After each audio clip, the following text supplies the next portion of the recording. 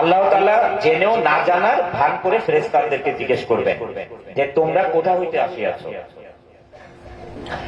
তখন আল্লাহ তাআলা ফেরেশতাদেরকে আবারও জিজ্ঞেস করবেন যে ওই মজলিসে কি নিয়ে আলোচনা হচ্ছিল, যে হে আল্লাহ ওইখানে আল্লাহ এবং রাসূল নিয়ে আলোচনা হচ্ছিল, আর রাসূলের সুন্নত এবং আল্লাহ তাআলার যে ফরজ আল্লাহ তাআলাকে নিয়ে আলোচনা হচ্ছিল। তখন আল্লাহ তাআলা আবার জিজ্ঞেস করবেন তারা কি আল্লাহকে দেখেছে? তখন ফেরেশতাগণ বলবেন যে হে আল্লাহ তারা তো আল্লাহকে দেখেন না। তখন জিজ্ঞেস করবেন যে তারা যদি আল্লাহকে দেখতো তাহলে কি করত? তখন আবার ফেরেশতাগণ বলবেন যে তারা যদি আল্লাহকে দেখতে পাইতো তাহলে আরো তারা আল্লাহকে পাওয়ার চেষ্টা করত। এমন করতে করতে এক সময় জিজ্ঞেস করবেন যে তারা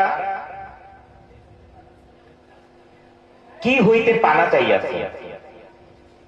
তখন বলবেন ফেরেশতাগণ যে তারা দোজখ হইতে পানা চাইয়াছে। তখন আবার ফেরেশতাগণ জিজ্ঞেস করবেন যে তাহারা কি কখনো দোজখ দেখিয়াছে? তখন বলবেন যে হে আল্লাহ তারা দোজখ কখনো দেখেন না। তখন আবার জিজ্ঞেস করবেন যে যদি তারা দোজখ দেখিত তাহলে কি করি?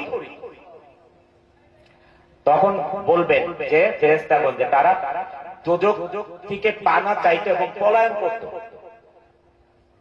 তখন আল্লাহ তাআলা খুশি হয়ে বলবেন যে এই মজলিসে যারা ছিলেন তাদের বিগত দিনের সমস্ত পাপ আমি মাফ করে দিব। তাহলে বন্ধুগণ, এইবার আমি আগে যেটা বলেছিলাম যে অনেক ছোট ছোট কাজে আল্লাহ তাআলা আমাদের নেক রেখেছেন। আমরা যখন সকালে ফজর নামাজ পড়তে যাই, আমরা আগামীকাল আল্লাহ তাআলা যদি আমাদেরকে হায়াত দারাজ করেন, আমরা আগামীকাল যদি বেঁচে থাকি আমরা মসজিদে ফজর নামাজ পড়তে যাই। ফজর নামাজ পড়ে আমরা দৌড়াদৌড়ি না করি বাসায় আসার জন্য। প্রত্যেকটা মসজিদে ইমাম সাহেবরা এবং তাবলীগ জামাত যদি থাকেন তারা বায়ান করেন। তার মানে কি হলো, আজকে 17 তারিখ, আল্লাহ তাআলা যদি আমাদের সবার গুনাহ মাফ করেন, 18 তারিখে আমাদের কোনো না কোনো কারণে আবার গুনাহ হবে। যদি 19 তারিখ সকালবেলা আমরা মসজিদে এরকম একটা বায়ানে অংশগ্রহণ করি তাহলে আবার আল্লাহ তাআলা আমাদের গুনাহ মাফ করবেন। তাহলে যেই ওসামা ভাইয়ের যে বায়ান ছিল আল্লাহ তাআলার নিকটবর্তী হওয়া, বেহেশত আমাদের আমলনামা ডান হাতে আসবে এবং আমরা বেহেশতবাসী হব, তাহলে কত সহজ ব্যাপারে। আমি আরেকটু কথা বলি, সেটা হুজুর পাক সাল্লাল্লাহু আলাইহি ওয়াসাল্লাম খেদমত করতেন হযরত আবু হুরায়রা রাহমাতুল্লাহু রাদিয়াল্লাহু আনহু খেদমত করতেন। তাহাজ্জুদ নামাজের পানি, ওযুর পানি, মেসাজ সমস্ত কিছু দিতেন। একদিন হুজুর পাক সাল্লাল্লাহু আলাইহি ওয়াসাল্লাম বললেন খুশি হয়ে যে তুমি আমার কাছে কি চাও? তখন তিনি চুপ করে কিছুক্ষণ থেকে বললেন যে আমি আপনার সাথে বেহেশতে যেতে চাই।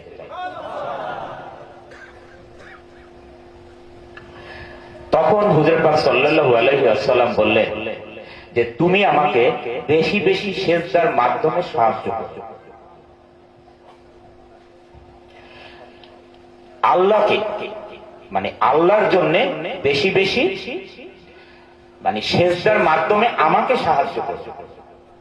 তাহলে এটা কি দাঁড়ালো বন্ধুগণ? মানে একমাত্র আমাদের নামাজ হচ্ছে আমাদের বেহেশতের চাবিকাঠি। নামাজ হচ্ছে আল্লাহর কাছে ফরিয়াদ করা। একমাত্র আল্লাহ তাআলা কবুল করবেন নামাজ পড়ে যদি আল্লাহর কাছে আমরা পানা চাই। না হলে হুজুর পাক সাল্লাল্লাহু আলাইহি ওয়াসাল্লাম তো বলতে পারতেন সাথে সাথে যে ঠিক আছে, যেহেতু তিনি একমাত্র প্রথম বেহেশতে যাবেন, বেহেশত খুলে দিবেন, তাহলে তো বলতে পারতেন যে তুমি আমার সাথে যেও।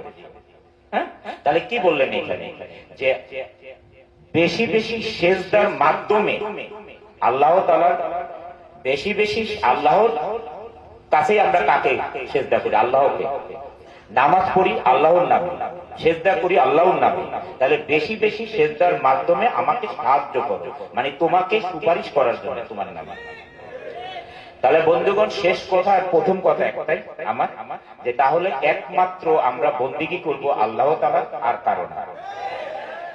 আল্লাহ তাআলা আজকের এই মজলিসে যারা আছেন সবাইকে কবুল করুন এবং আমাদেরকে আল্লাহ তাআলা আমল দান করুন। জাযাকাল্লাহ।